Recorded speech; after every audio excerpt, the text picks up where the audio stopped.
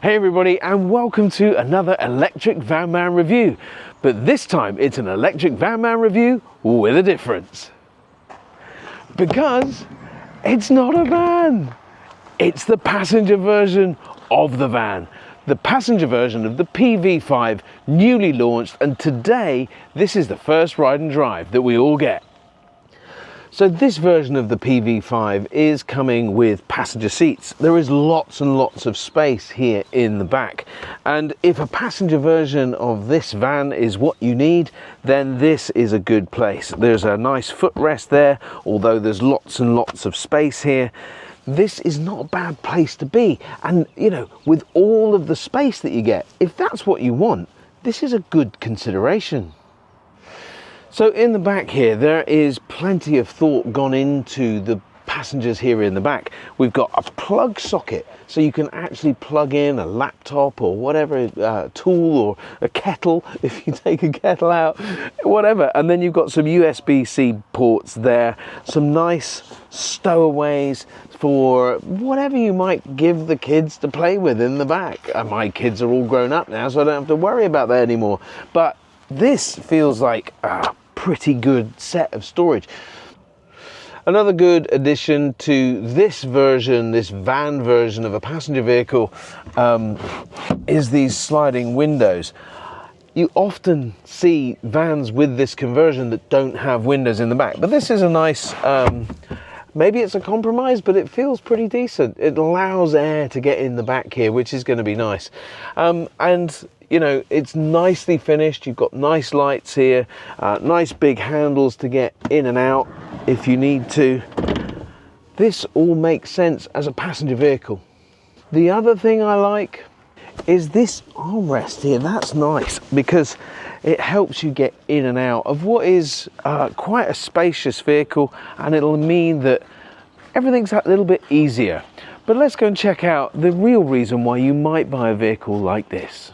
Well, before we open the box of delights, you'll be pleased to know that there's a nice rear view camera and parking sensors there to make life easier for you with this bigger vehicle and reversing into those parking spaces. But we'll, oh, there we go, it's automatic. I didn't even know that. It's automatic, lifting what can sometimes be a heavy tailgate out of the way. There's lots of this design styling checker plate sort of plastic on the back, and then a cavernous space here with lots of little cubby holes for the charging cable and for whatever else you might have in there. But a nice flat load floor, and of course the all-important load cover to keep all your goods nice and safe and secret. So at £38,295 on the road, this feels like a lot of vehicle for your money. But then Kia have always represented really good value. What is also good, I think, is the image at the front. It's quite a striking vehicle. I like these LED daytime running lights. They really set the vehicle off. It is van-like, I suppose, at the front. It's quite flat and boxy, but it doesn't really matter because what you get behind this is all of the space that you might need. Now, what about those electric statistics? Well, the charge point is right here at the front, and you can charge with 7 kilowatt AC, 11 kilowatt AC, which is three-phase energy, which you might get at a business park or somewhere like that. And you can also charge it up to 150 kilowatts DC charging. Now what that means is that from 10 to 80%, you're going to do that in around about 30 minutes on the right charger. So all of those facts and figures mean that it actually stacks up from an electric vehicle perspective, and you combine that with 256 miles range on this vehicle, it all says that this will get you to where you need to be. So as a passenger vehicle, this vehicle is very, very competent. In terms of all of the specifications, you've got everything that you would expect on the steering wheel, including my favorite kind of cruise control, that adaptive cruise control that tracks the vehicle in front. You've got a great display information up the front here, digital display telling you your range and your speed and all of that good stuff. Everything that's important is there. And of course you've got your Apple CarPlay, but also the vehicle has its own native sat-nav, has lane keep assist, which is what you just heard there. The armrests are a little bit, so this one's a little bit high, and then the one on the other side, there is one in the door on the other side, it feels a little bit low down, so therefore you kind of feel a little bit lopsided.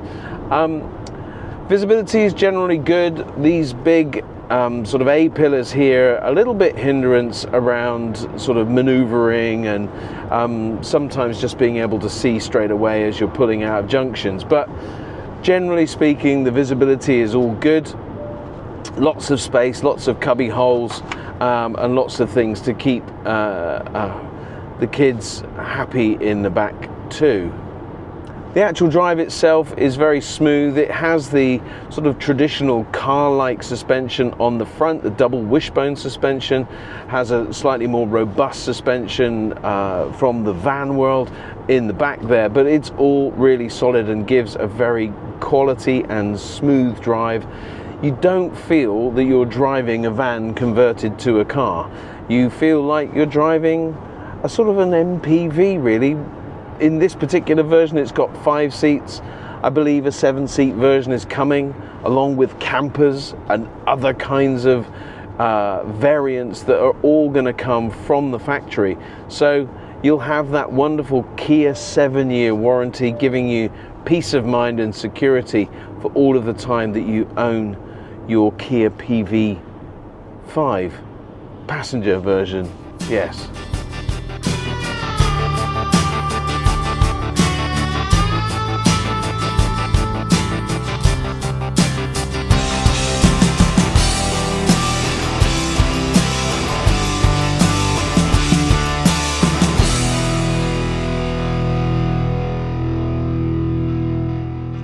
Right then everybody, back here in Kirby Towers, we're able to get you some pricing and some specification information, stuff that I might have missed in other places. The pricing starts at $32,995 for this standard 51 kilowatt hour essential model. We do go up to the plus model with a 71 kilowatt hour battery only, giving you 256 miles of range, and that will come out at $38,295, but that does have some essential specifications that you might like. And then we got the vehicle with the heat pump. So the plus model plus a heat pump comes out at $39,075, but that includes that ability to go as far as possible in the winter as well as the summer. The heat pump protects the battery. Now, I kind of feel that maybe they should be all standard on all electric vehicles, but you know, it's not for me to question. But what about the specifications then? Well, the Plus gives you some alloy wheels. I think the standard steel wheels on the standard model, flush windows, and that's those windows in the rear that kind of pop out and stuff. They are really quite nice. Electric folding door mirrors. And this is the one that they sneakily hold back to the Plus model to get you to go, oh, I need a bum warmer. Yeah, it's the heated seat. You need to be on the Plus model for heated front seats, outer rear seats, so seats in the back as well, and the steering wheel. You also get power drivers, passenger seat height adjustment, lumbar support. You also get the pull-out cargo screen on the Plus model. Not sure why you wouldn't get that on the standard model, but hey. You also get the powered tailgate, which caught me unawares, as you'll have seen.